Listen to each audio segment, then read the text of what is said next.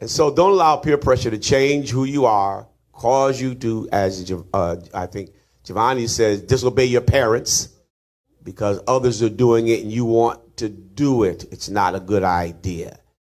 So for the adults, I would say to them that imitation has also affected us is because we have forgotten who we are. And this is a lesson for the children. So when I talk to the adults, I want you to listen to me for these quick points for them because they need to hear this as well.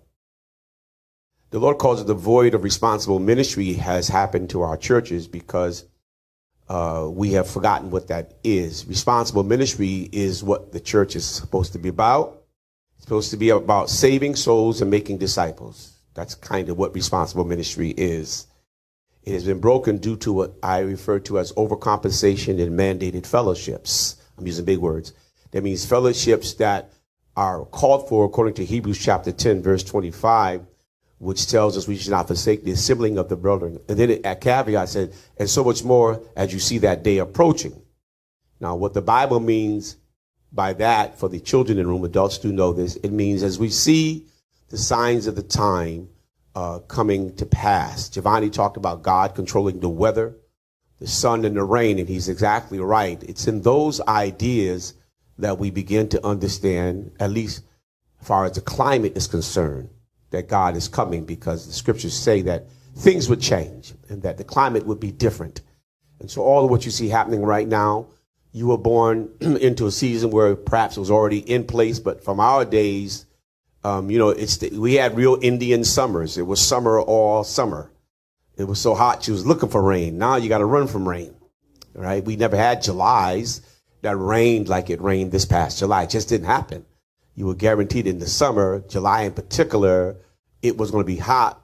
And when you went on family vacation, as some of you went on, you didn't run from rain clouds. Mom didn't have to have the ponchos because it was guaranteed rain. So the climate is changing. So that's the day approaching. Of course, the other idea of the day approaching refers to the fact of how people act and the lifestyles and the way they do things. And we talked about that in part. I won't go in detail, but a lot of the changes that you now see as normal as children, we see them as things that weren't once normal. So those are signs of the coming of the Lord. Now, the coming of the Lord means that he's coming back. Now, they don't talk about that much, children, today. But according to scriptures, when he comes back, as mama comes home and the dishes ain't washed, you know what happens, right? It's going to be trouble in the home. And so you can kind of identify that with your experience as what it means when the Lord comes back and people aren't doing the way that he's expected us to do. It's going to be some trouble. Daddy's coming home and daddy's going to use the belt. He don't care nothing about you dialing 911. You can call DCF all you want. They're going to get a beating too when he come. Everybody getting a whooping when daddy come who haven't done right. Now, if you do right, then you're good. So don't be afraid of it, because you know if you've done the dishes, then you coming to the kitchen with your hand out waiting for the allowance, right? Or the new cell phone or whatever it is they promised you. Or you know some brownie points is going to come your way. So the idea is that mandated fellowship requires us to see him coming, but overcompensation has brought us into a place where we no longer are doing what they call responsible ministry. Overcompensation means, we have gotten overcompensated in the idea of coming together in our systems and our fellowships, and we are heavily engaged into self. We have more programs. I stopped doing anniversary because I realized anniversary is really not a biblical thing. And I thought it pretended on the idea of celebrating a man and not the purpose the man is over the ministry for.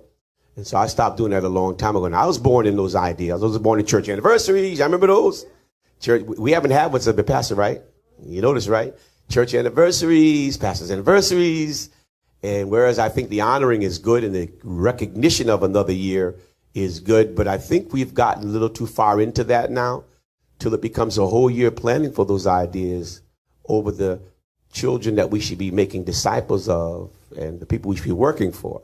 So I don't want you to make that mistake that we made as adults. Recognize that you must minimize your time in fellowship so you can maximize your time in responsible ministry.